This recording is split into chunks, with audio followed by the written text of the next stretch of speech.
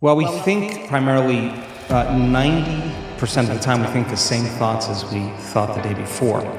The challenge with that is the thought that you keep thinking over and over again becomes a belief.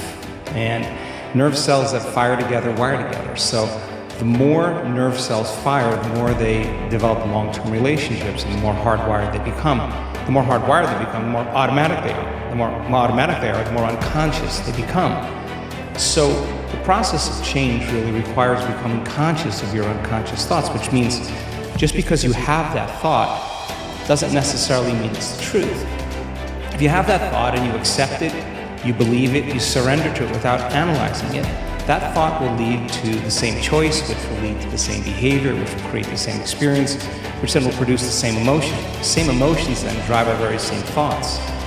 In time, our biology, our circuitry, our chemistry, our hormones, and even our gene expression stays the same because we're the same.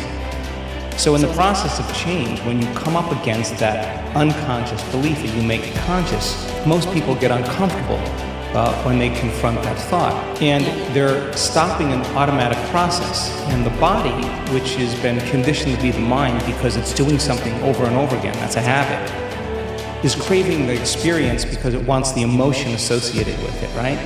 So the thought of being unworthy produces the feeling of being unworthy. That feeling then, when the person feels unworthy, tends to cause the person to think more unworthy thoughts.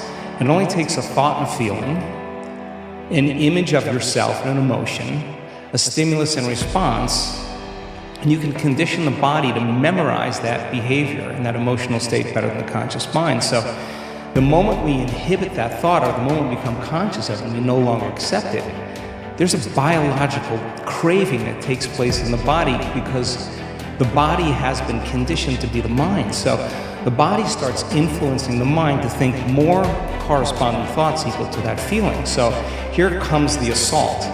That you're not only unworthy, you're everything else that goes along with that feeling.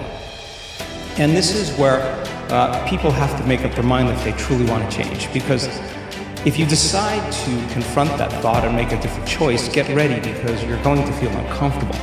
It's going to feel unfamiliar. And there's going to be some uncertainty because you're stepping out of familiar territory. You're stepping out of the known and you're stepping into the unknown. Now, this is really when you leave the bleachers and you get on the playing field, because the brain immediately looks around in its environment to see if anything's changing because you're changing, and you see that nothing in your world is changing because you actually haven't fully changed yet. So the moment we look for evidence in our life and we don't see it, sooner or later most people accept that thought, which leads to the same choice, which creates the same behavior, which creates the same experience, that produces the same feeling. And then they say, oh, this feels right to me. You know, that feels familiar, because you've just returned back to the known self.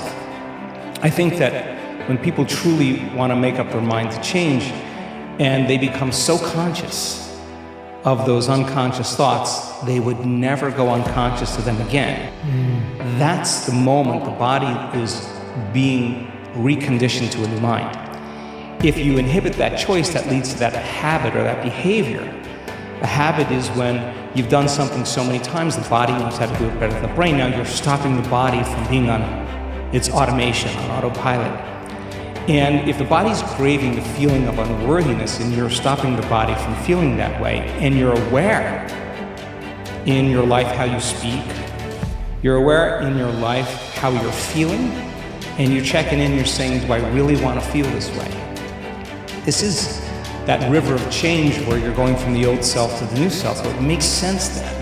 If those principles in biology work in that way, they could actually work in our favor. So if you said, okay, I'm going to sit down for a few minutes. I'm going to become so conscious of my unconscious self, my unconscious personality, that victory today